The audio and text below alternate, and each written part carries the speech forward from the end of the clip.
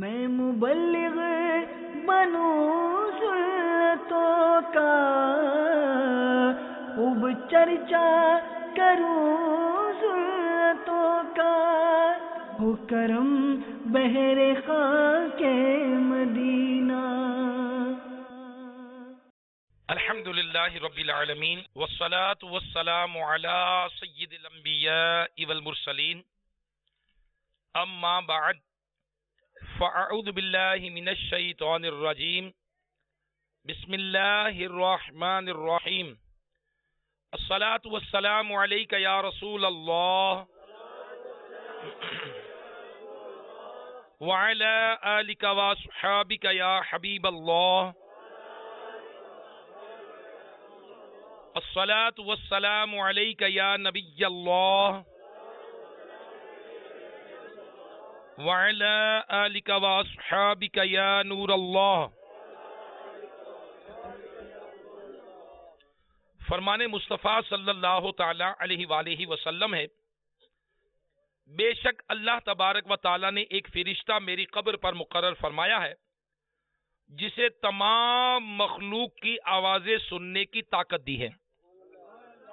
پس قیامت تک جو کوئی مجھ پر درود پاک پڑھتا ہے تو وہ مجھے اس کا اور اس کے باپ کا نام پیش کرتا ہے، کہتا ہے فلاں بن فلاں نے آپ پر اس وقت درود پاک پڑھا ہے۔ صلو علی الحبیب صلی اللہ تعالی علی محمد وعلی آلہ وصحبہ وبارک وسلم۔ شیخ طریقت امیر اہل سنت بانی دعوت اسلامی حضرت علامہ مولانا محمد الیاس عطار قادری رضوی ضیائی اپنے رسالے ضیاء درود و سلام کے صفحہ 8 پر یہ حدیث پاک نقل کرنے کے بعد ارشاد فرماتے ہیں، سبحان اللہ، درود پاک پڑھنے والا کس قدر خوش نصیب ہے کہ اس کا نام ما ولدیت بارگاہ رسالت صلی اللہ تعالی علیہ وآلہ وسلم میں پیش کیا جاتا ہے۔ یہاں یہ نقطہ انتہائی ایمان افروز ہے کہ قبر منور پر حاضر فرشتے کو اس قدر زیادہ قوت سماعت دی گئی ہے کہ وہ دنیا کے کونے کونے میں ایک ہی وقت کے اندر درود پاک پڑھنے والے لاکھوں مسلمانوں کی انتہائی دھیمی آواز بھی سن لیتا ہے۔ جب خادم دربار کی قوت سماعت یعنی سننے کی طاقت کا یہ حال ہے تو سرکار والا اعتبار مکے مدینے کے تاجدار محبوب پروردگار صلی اللہ تعالی علیہ وآلہ وسلم کے اختیارات کی کیا شان ہوگی، اور کیوں نہ ہو اپنے غلاموں کو وہ پہچانیں گے، اور کیوں نہ ان کی فریاد سن کر باذن تعالی یعنی اللہ کی اجازت سے امداد فرمائیں گے۔ صلو علی الحبیب صلی اللہ تعالی علی محمد وعلی آلہ وصحبہ وبارک وسلم۔ میرے میٹھے میٹھے اسلامی بھائیوں اور مدنی چینل کے ناظرین، آج ہم دعوت اسلامی کے سنت و بر اجتماع میں ازبنڈ ضلع لوئر دیر KPK میں حاضر ہیں۔ میرے میٹھے میٹھے اسلامی بھائیوں، حقوق دو طرح کے ہیں، ایک حقوق اللہ عز و جل کے ہیں اور دوسرا حقوق العباد یعنی بندوں کے حقوق ہیں۔ حقوق اللہ تو ہم پر اس وجہ سے لازم ہے کہ ہم اللہ عز و جل کے بندے ہیں، اس نے ہمیں پیدا فرمایا، وہی ہمارا خالق و مالک ہے، پالنے والا ہے، اسی وجہ سے اس کے احکامات کی بجا آوری ہم پر لازم ہے۔ لیکن بندوں کے حقوق کی ادائیگی ہم پر کیوں ضروری ہے؟ اس بات کا جواب دیتے ہوئے حجت الاسلام امام محمد غزالی رحمت اللہ تعالی علیہ ارشاد فرماتے ہیں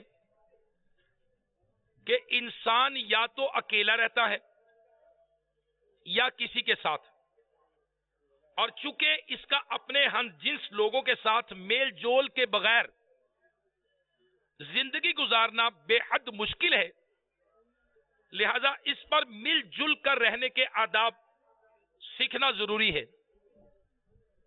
چنانچہ مل جل کر رہنے کے کچھ حقوق ہیں جنہیں حقوق العباد کہا جاتا ہے۔ تو میرے میٹھے میٹھے اسلامی بھائیوں، معلوم ہوا کہ بندوں کے حقوق لازم ہونے کا بنیادی سبب تمام انسانوں کا مل جل کر ایک کے ساتھ رہنا ہے.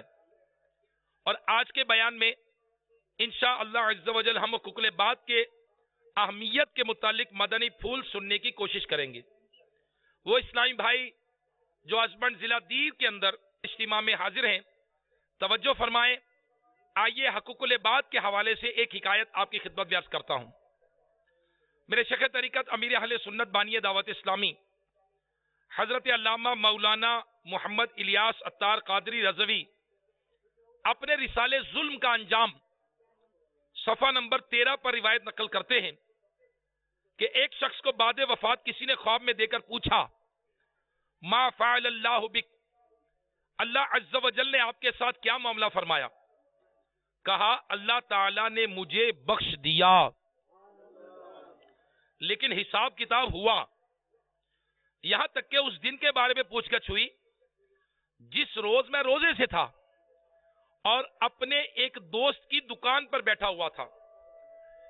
جب افطار کا وقت ہوا تو میں نے گیہوں کی ایک بوری میں سے ایک گیہوں کا دانہ، گندم کا دانہ اٹھایا اور اس کو توڑ کر کھانا ہی چاہتا تھا کہ ایک دم مجھے احساس ہوا کہ یہ دانہ میرا نہیں ہے.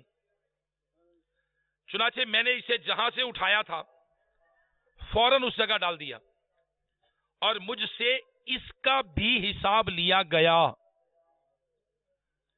یہاں تک کہ اس پرائے گیہوں کے توڑے جانے کے نقصان کے بقدر مجھ سے میری نیکیاں لے لی گئیں. یعنی ایک گندم کا دانہ جو میرا نہیں تھا، میں کھانا چاہتا تھا، کھایا نہیں، صرف توڑ کے رکھ دیا. قیامت کے دن اس کا بھی حساب لیا گیا اور میری نیکیاں لے کر دے دی گئیں.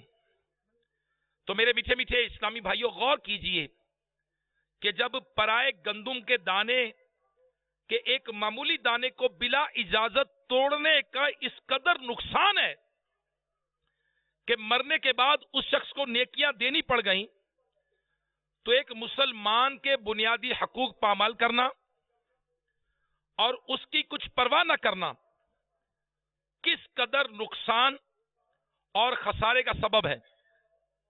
افسوس، صد افسوس، ہمارے معاشرے میں ایک دوسرے کے حقوق کو بری طرح پامال کیا جاتا ہے.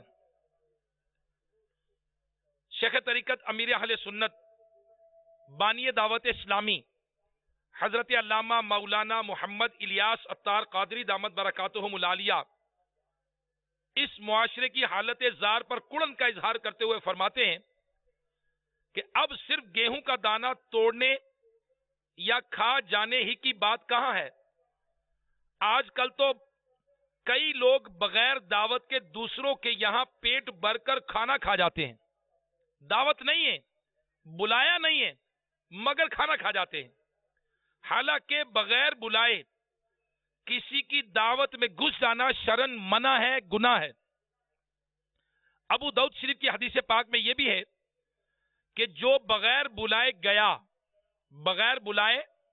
گیا وہ چور بن کر گھسا اور غارت گیری کر کے نکلا. نیز آج کل قرض کے نام پر لوگوں کے ہزاروں روپے بلکہ لاکھوں روپے ہڑپ کر لیے جاتے ہیں. ابھی تو یہ سب کچھ آسان لگ رہا ہوگا لیکن قیامت میں بہت مہنگا پڑے گا. اسے لوگوں کا قرضہ جو دبا لیتے ہیں اسے غور کرنا چاہیے کہ میرے آقا اعلی حضرت امام اہل سنت رحمت اللہ تعالی علیہ نقل کرتے ہیں کہ جو دنیا میں کسی کے 3 پیسے کا حق یعنی قرض دبا لے گا، بروز قیامت اس کے بدلے 700 با جماعت نمازیں دینا پڑیں گی. جی ہاں، جو کسی کا قرض دبا لے گا وہ ظالم ہے اور سخت نقصان میں ہے. حضرت سیدنا سلیمان طبرانی رحمت اللہ تعالی علیہ اپنے مجموعہ حدیث طبرانی میں نقل کرتے ہیں کہ سرکار مدینہ صلی اللہ تعالی علیہ وآلہ وسلم نے فرمایا، جس کا مفہوم ہے ظالم کی نیکیاں مظلوم کو اور مظلوم کے گناہ ظالم کو دلوائے جائیں گے۔ اللہ تبارک و تعالی ہمیں معاف فرمائے، اللہ تعالی ہمیں معاف فرمائے۔ میرے میٹھے میٹھے اسلامی بھائیوں، حضرت سیدنا امام محمد غزالی رحمت اللہ تعالی علیہ کیمیائے سعادت میں نقل کرتے ہیں کہ جو شخص قرض لیتا ہے اور یہ نیت کرتا ہے کہ میں اچھی طرح ادا کر دوں گا، تو اللہ تبارک و تعالی اس کی حفاظت کے لیے چند فرشتے مقرر فرما دیتا ہے، اور وہ دعا کرتے ہیں کہ اس کا قرض ادا ہو جائے۔ اور اگر قرض دار قرضہ ادا کر سکتا ہو تو قرض خواہ کی مرضی کے بغیر اگر ایک گھڑی بھر بھی تاخیر کرے گا تو گناہگار ہوگا اور ظالم قرار پائے گا، خواہ روزے کی حالت میں ہو یا سو رہا ہو، اور اس کے ذمے گناہ لکھا جاتا رہے گا۔ گویا ہر حال میں اس کے گناہ کا میٹر چلتا رہے گا، ہر صورت میں اللہ تبارک و تعالی کی لعنت اس پر پڑتی رہے گی۔ یہ گناہ تو ایسا ہے کہ نیند کی حالت میں بھی اس کے ساتھ رہتا ہے۔ اگر مقروض اپنا سامان بیچ کر قرض ادا کر سکتا ہے تب بھی اسے ادا کرنا پڑے گا، اور اگر ایسا نہیں کرے گا تو گناہگار ہوگا۔ اگر قرض کے بدلے ایسی چیز دے جو قرض خواہ کو ناپسند ہو تب بھی دینے والا گناہگار ہوگا، اور جب تک اسے راضی نہیں کرے گا اس ظلم کے جرم سے نجات نہیں پائے گا، کیونکہ اس کا یہ فعل کبیرہ گناہوں میں سے ہے، مگر لوگ اسے معمولی خیال کرتے ہیں۔ وہ اسلامی بھائی جو آج ازبنڈ میں، ضلع دیر میں اطراف سے تشریف لائے ہیں، غور کیجئے میرے میٹھے میٹھے اسلامی بھائیوں، معاملہ انتہائی نازک ہے کہ بندوں کے حقوق العباد کی تلفی، یعنی ان کو ضائع کرنا کتنا بڑا نقصان ہے آخرت میں۔ حضرت شیخ ابو طالب محمد بن علی مکی رحمت اللہ تعالی علیہ قوت القلوب میں فرماتے ہیں کہ زیادہ تر اپنے نہیں بلکہ دوسروں کے گناہ ہی دوزخ میں داخلے کا سبب ہوں گے۔ یعنی جو افراد جہنم میں جائیں گے وہ اپنے گناہوں کی وجہ سے نہیں بلکہ زیادہ تر وہ ہوں گے جو دوسروں کے گناہوں کی وجہ سے جہنم میں جائیں گے۔ یعنی جو حقوق العباد تلف کرنے کے سبب انسان پر ڈال دیے جائیں گے، نیز بے شمار افراد اپنی نیکیوں کے سبب سے نہیں بلکہ دوسروں کی نیکیاں حاصل کر کے جنت میں داخل ہو جائیں گے۔ ظاہر ہے دوسروں کی نیکیاں حاصل کرنے والے وہی لوگ ہوں گے جن کی دنیا میں دل آزاریاں اور حق تلفیاں ہوئی ہوں گی۔ یوں بروز قیامت مظلوم اور دکھیارے لوگ فائدے میں رہیں گے۔ میرے میٹھے میٹھے اسلامی بھائیوں، بندوں کے حقوق کا معاملہ واقعی بہت نازک ہے، ہمیں اس بارے میں ہر وقت محتاط رہنا چاہیے۔ میرے میٹھے میٹھے اسلامی بھائیوں جو آج ضلع دیر کے ازبنڈ میں جمع ہیں، غور کیجئے کہ اعلی حضرت امام اہل سنت مولانا شاہ امام احمد رضا خان علیہ رحمت الرحمن فرماتے ہیں، حق کسی قسم کا بھی ہو جب تک صاحب حق معاف نہیں کرے معاف نہیں ہوتا۔ حقوق اللہ تو ظاہر ہے، اللہ کے سوا کون معاف کر سکتا ہے؟ اللہ تبارک و تعالیٰ قرآن پاک میں ارشاد فرماتا ہے، ترجمہ کنز ایمان، اور گناہ کون بخشے سوائے اللہ کے۔ اور بندوں کے حقوق میں اللہ تبارک و تعالیٰ نے یہی ضابطہ مقرر فرما رکھا ہے کہ جب تک وہ بندہ معاف نہیں کرے گا گناہ معاف نہیں ہوگا۔ اللہ تبارک و تعالیٰ ہمارا رب ہے، ہمارا مالک ہے، ہمارا خالق ہے، اگر وہ ہماری مرضی کے بغیر بھی چاہے تو لوگوں کے حقوق معاف فرما دے، یہ عین اس کا عدل ہے، اور ہم بھی اسی کے اور ہمارے حقوق بھی اسی کے مقرر کردہ ہیں۔ اور اگر وہ ہمارے خون مال، عزت وغیرہ کو معصوم اور محترم نہ کرتا تو کوئی ہمیں کیسی ہی تکلیف پہنچاتا ہمارے حق میں کبھی بھی گرفتار نہیں ہوتا. یوں اب بھی اللہ تعالیٰ جسے چاہے ہمارے حقوق معاف فرما دے کیونکہ وہی حقیقی مالک ہے، مگر اس رب کریم کی رحمت ہے کہ ہمارے حقوق کا اختیار ہمارے ہاتھ میں دے رکھا ہے. بے شک ہمارے بخشے بغیر اس نے شکل نہیں رکھی کہ وہ بخش دے، تاکہ کوئی مظلوم یہ نہ کہے کہ اے میرے مالک مجھے میرا حق نہیں ملا. تو لہذا بندوں کے حقوق ادا کرنا یہ بہت زیادہ ضروری ہے. اور اللہ تبارک و تعالی نے اس دین متین میں بندوں کی حقوق کی ادائیگی پر بہت زیادہ زور دیا ہے، حقوق العباد پر، افراد کے حقوق پر. اور جب کسی مسلمان پر دوسرے مسلمان کا حق ثابت ہو جائے تو اس کو حق ادا کرنے کا حکم دیا جاتا ہے. مگر آج کل غفلت کا دور دورہ ہے اور بندوں کے حقوق پامال کیے جا رہے ہیں. یاد رکھیے، کسی مسلمان کا حق دبانا، اسے کسی طرح ستانا، اس کا دل دکھانا حرام اور جہنم میں لے جانے والا کام ہے. اور بلا وجہ کسی مسلمان کو ستانا، جو لوگ مسلمانوں کو تنگ کرتے ہیں، مسلمانوں کو ستاتے ہیں، مسلمان کو اذیت دیتے ہیں، مسلمان کو تکلیف دیتے ہیں، ان کے بارے میں اللہ تبارک و تعالیٰ قرآن مجید میں کیا ارشاد فرماتا ہے؟ ترجمہ کنز الایمان: بے شک جنہوں نے ایذا دی مسلمان مردوں اور مسلمان عورتوں کو پھر توبہ نہ کی، ان کے لیے جہنم کا عذاب ہے اور ان کے لیے آگ کا عذاب.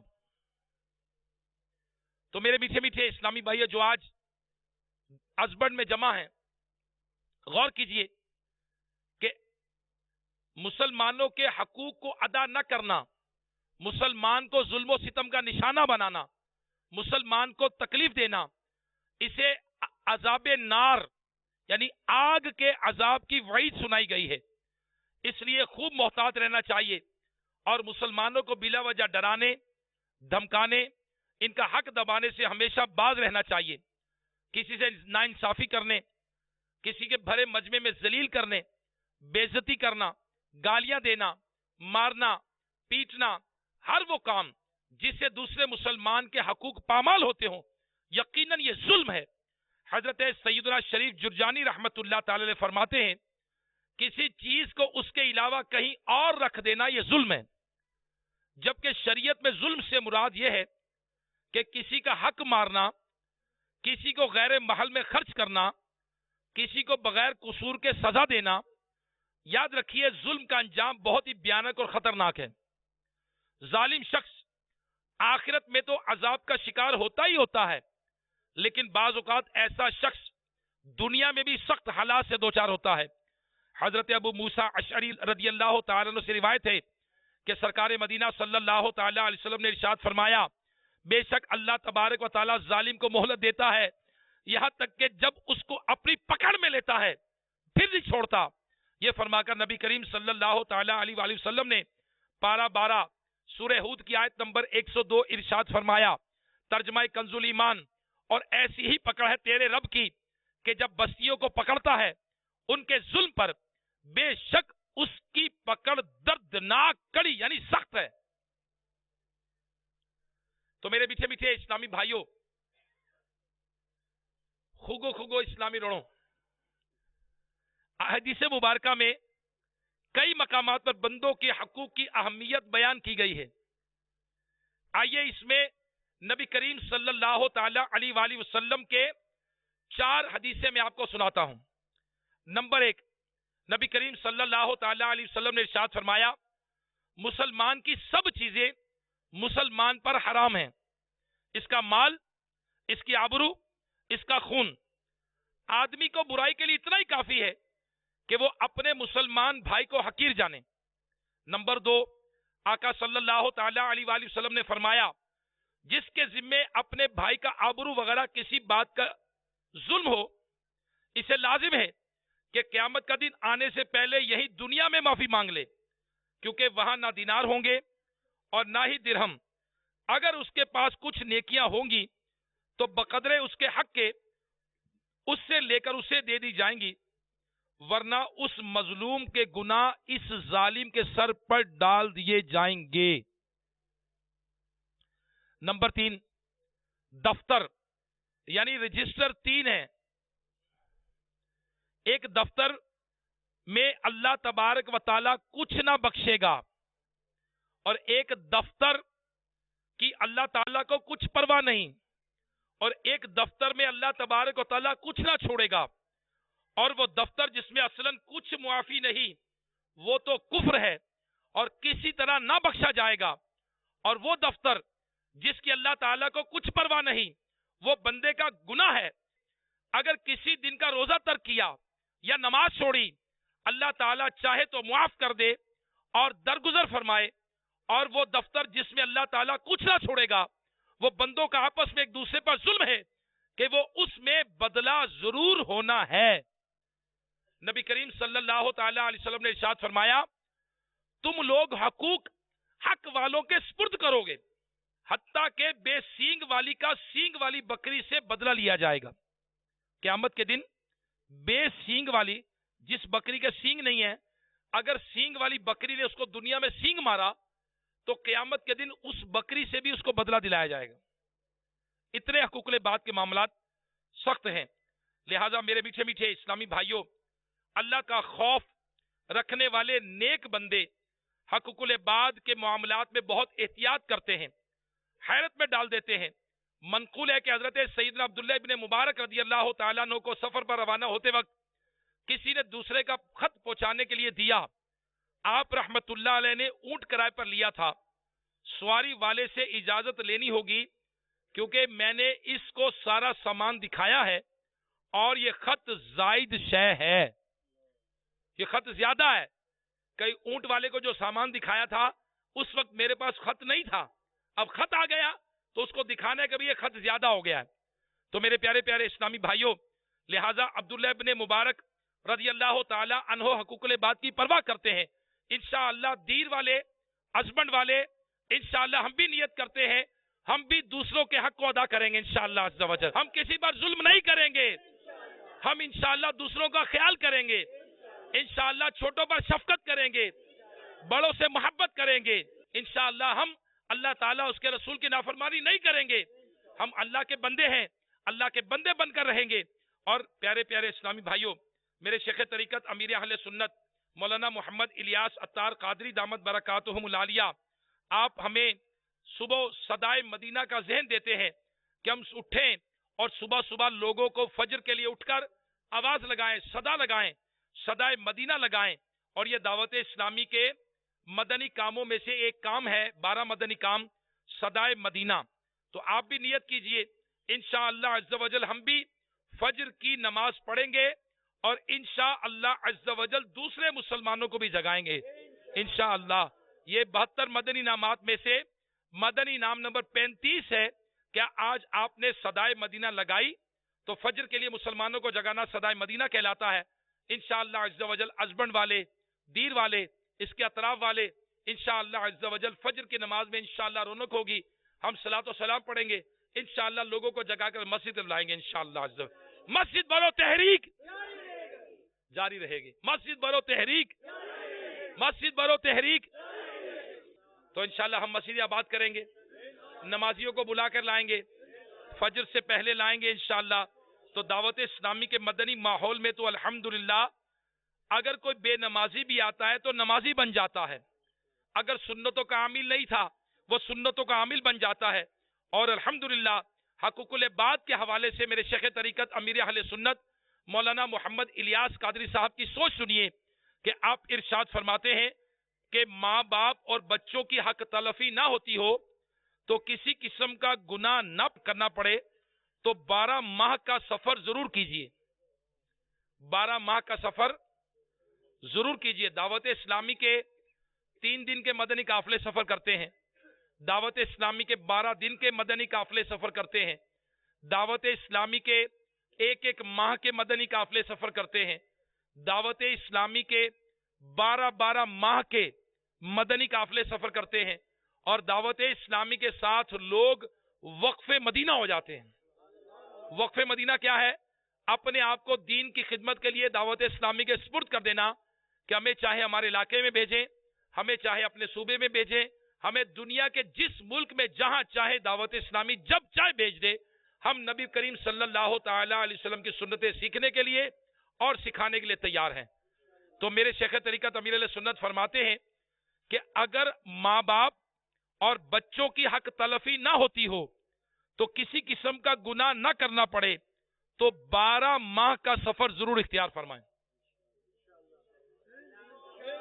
دین والے سفر کریں گے 12 ماہ کے لیے، 12 ماہ کے لیے اللہ کی راہ میں، دین خدا کے لیے، سنت مصطفیٰ کے لیے اپنی زندگی پیش کریں گے انشاءاللہ دعوت اسلامی کے ساتھ انشاءاللہ۔ تو آپ دعوت اسلامی کے یہ مدنی قافلہ ذمہ دار، ہمارے ذمہ داران نگران اسلامی تشریف فرما ہے، نیت کریں، اپنا نام لکھوائیں اور کہیں کہ مجھے حقوق العباد سیکھنے ہیں، مجھے اللہ کا دین سیکھنا ہے، مجھے اللہ کے دین کو پھیلانا ہے، مجھے نبی کی سنتوں کو پھیلانا ہے، اور انشاءاللہ عز و جل میں دعوت اسلامی کے مدنی قافلے کے ساتھ میں 12 مہینے کے لیے سفر کروں گا، میں 1 مہینے کے لیے سفر کروں گا، میں انشاءاللہ پورے رمضان کا اعتکاف کروں گا، میں رمضان کے آخری 10 دن کا اعتکاف کروں گا۔ اپنے وقت کو دیجئے دین خدا کے لیے۔ تو آئیے نا اپنے آپ کو پیش کریں، آئیے اپنے آپ کو پیش کریں اور دعوت اسلامی کے ساتھ آ جائیں۔ کوئی اسلامی بھائی اپنے بچے کو لے کر آ جائے، اسے حافظ بنا دیں، کوئی اپنے بچے کو لے کر آ جائے، اسے عالم بنائے، درس نظامی کتابیں پڑھائیں اس کو، کوئی اپنے بچے کو لے کر آ جائے، جناب اسے جب دعوت اسلامی جو چاہے دین کے کام کے لیے بنائے، اور پیارے اسلامی اپنے وقت کو اپنے آپ کو آ جائیں۔ آئیے میں بھی حاضر ہوں، اللہ تبارک و تعالی نے مجھے دیکھنے کی صلاحیت دی ہے، اللہ نے مجھے سننے کی صلاحیت دی ہے، اللہ نے مجھے طاقت دی ہے، اللہ نے مجھے جوانی دی ہے، اور اس طاقت کو میں نبی کی سنتوں کو پھیلانے میں خرچ کروں گا۔ میں کسی مسلمان پر ظلم نہیں کروں گا، میں کسی مسلمان کا دل نہیں دکھاؤں گا، میں ماں باپ کو نہیں ستاؤں گا، میں ہمسایہ کو نہیں ستاؤں گا، کسی کا قرضہ لے کے نہیں دباؤں گا، میں انشاءاللہ دین خدا کی مدد کروں گا، انشاءاللہ میں سنت عام کروں گا۔ اور کتابوں میں لکھا ہے، مفتی صاحب رحمت اللہ علیہ اس آیت کی تفسیر میں لکھتے ہیں، ان تنصروا اللہ ینصرکم، اگر تم دین خدا کی مدد کرو گے اللہ تمہاری مدد کرے گا۔ بہت ساری باتیں لکھی ہیں، پھر لکھا اللہ تبارک و تعالی اس کی پل صراط پر مدد فرمائے گا۔ تو اپنے آپ کو پیش کریں دین خدا کے لیے اور مدنی قافلوں میں سفر کریں۔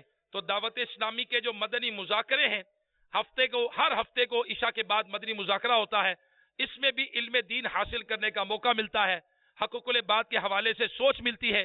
تو میرے میٹھے میٹھے اسلامی بھائیوں، بندوں کے حقوق یوں تو تمام ہی لوگوں کے حقوق اہمیت کے حامل ہیں، ان سب کی ادائیگی ضروری ہے، لیکن ان سب میں سے سب سے اہم رشتہ داروں کے حقوق ہیں۔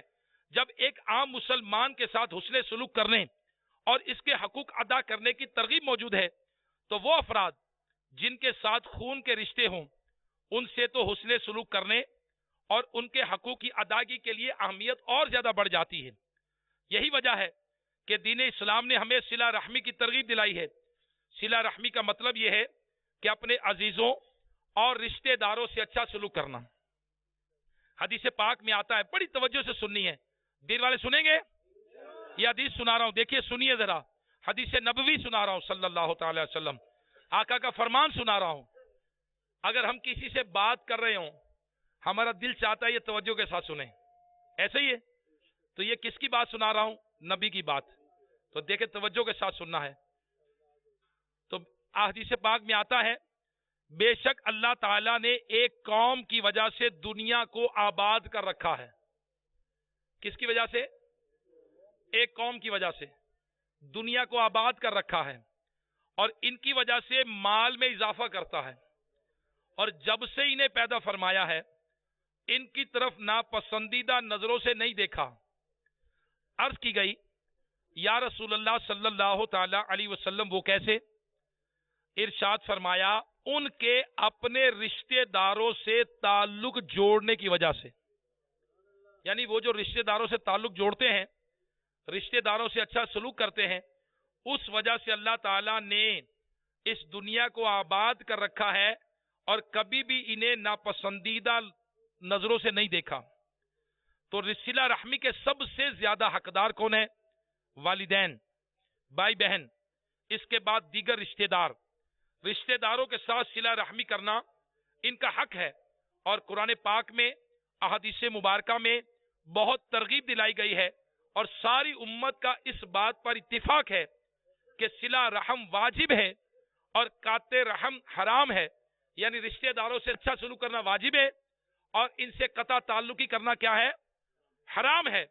अपने मुलाजमीन के हक में भी कोताही नहीं करनी चाहिए, इनका हक भी अदा करना चाहिए, और छोटी छोटी बातों पर इन्हें मारना, इनको जलील करना, अपने जो काम करने वाले लड़के हैं, जो मुलाजमीन हैं, इनको गालियां देना, इनको बुरा भला कहना, ये तौबा माज़अल्लाह, ये भी बुरी बात है। नबी करीम सल्लल्लाहु ताला अलैहि वसल्लम का फरमान है कि खादिमों से बुरा सलूक करने वाला जन्नत में दाखिल नहीं होगा। खादिमों से बुरा सलूक करने वाला, फरमाए, जन्नत में दाखिल नहीं होगा। खादिमों से बुरा सलूक करने वाला, हम अगर किसी को मुलाजिम रखें, हम अगर किसी को मातहत रखें, अगर किसी को अपना मुलाजिम रखे दुकान पर, तो हमें क्या करना है? अच्छा सलूक करना है, हमें उसके हकूक की ख्याल रखना है, हमें इसको उजरत वक्त पर देनी है, हमें उससे घूरना नहीं है, उसको डांटना नहीं है, उसको झिड़कना नहीं है, और बिला वजह शरई उसकी कामों में ज्यादती नहीं करनी, और बीमारी में उसकी इयादत करनी है, उसका इलाज मुआलिजा करना है। तो लिहाजा दावत इस्लामी के शोबे में भी अल्हम्दुलिल्लाह मजलिस तिब्बी इलाज बनी है, जो दावत इस्लामी के तहत अजीर हैं, दावत इस्लामी के तहत सुन्नतों की खिदमत करते हैं और दावत इस्लामी का मदनी काम करते हैं। दावत इस्लामी इनके साथ अल्हम्दुलिल्लाह खैरखाई करती है और इनके इलाज में भी ताउन करती है। तो मेरे मीठे मीठे इस्लामी भाइयों, अपने सेठ को भी मुलाजिम के साथ मोहब्बत के साथ पेश आना चाहिए। एक उस्ताद को शागिर्द के साथ मोहब्बत के साथ पेश आना चाहिए, और उस्ताद को भी चाहिए कि अपने तलबा के साथ गमखारी करे, बीमार होने पर इयादत करे, उनकी जायज जरूरियात और मसाइल के हल के लिए कोशिश करे, कामयाबी पर उनकी हौसला अफजाई करे, और नाकामी पर उनकी हौसला शिकनी करने की बजाय मजीद मेहनत और लगन से पढ़ने की तरगीब दिलाए। इनमें खौफ खुदा और इसके मुस्तफ़ा सल्लल्लाहु ताला अलैहि वसल्लम पैदा करने की कोशिश करे, और कौल से ज्यादा अपने अमल से उनकी मदनी तरबियत करे। नीज वक्तन फवक्तन अपने इल्म दीन के फजाइल बताकर इनके शौक को बढ़ाए, इन्हें मदनी कामों में लगाए, और इन्हें भी नेकी और हुस्न सलूक की तरबियत करे। कमजोरों गरीबों पर शफकत करना यह भी बड़ा अहम है, और मुश्किल आने पर इनकी मदद की जाए, इनके अखराजात उठाए जाएं, इनसे शफकत की जाए, और गरीबों की मिस्कीनों की मदद की जाए। मेरे आका सल्लल्लाहु ताला अलैहि वसल्लम ने क्या इरशाद फरमाया? मेरे आका सल्लल्लाहु ताला अलैहि वसल्लम ने इरशाद फरमाया, ए अल्लाह मुझे मिस्कीन जिंदा रख, ए अल्लाह मुझे मिस्कीन जिंदा रख, और मिस्कीनी की हालत में मौत अता फरमा, और बरोज़े क़यामत मुझे मिस्कीनों के जिम्मे में उठा। मिस्कीन किसे कहते हैं? मिस्कीन कहते हैं जिसके पास एक वक्त का खाना हो और दूसरे वक्त का ना हो। मिस्कीन कहते हैं एक कपड़े का जोड़ा हो दूसरा ना हो। मिस्कीन कहते हैं वो शख्स जिसके पास एक जूते का जोड़ा हो दूसरा ना हो, यानी ऐसा शख्स जिसके पास जरूरत के अलावा कोई चीज ऐसी नहीं जिसे बेचकर खाना ले सके, इसे कहते हैं मिस्कीन। इसे क्या कहते हैं? मिस्कीन।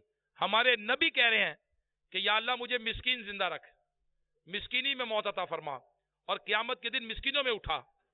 अल्लाह अकबर। तो अब हमें भी सब्र करना चाहिए। अगर कोई तकलीफ पहुंचे, अगर कोई तंगी आ जाए, अगर कोई रिस्क में रुकावट आ जाए, अल्लाह से दुआ करे, छोटे भाई, बड़े भाई, बहन भाई, इन पर शफकत करे। वालिदैन की वफात के बाद छोटे बहन भाइयों की परवरिश करना, इनकी अच्छी तरबियत करना, इनकी जरूरियात जिंदगी को पूरा करना, और हर मुश्किल घड़ी में इनका साथ देना, जितना हो सके इनकी हाजत रवई और दिलदारी करना, والدین کی حیات میں بھی ان سے شفقت و محبت سے پیش آنا، غیبت، چغلی، بدگمانی، حسد عام مسلمانوں سے بھی حرام ہے، ان سے بدرجہ اولا ناجائز ہے۔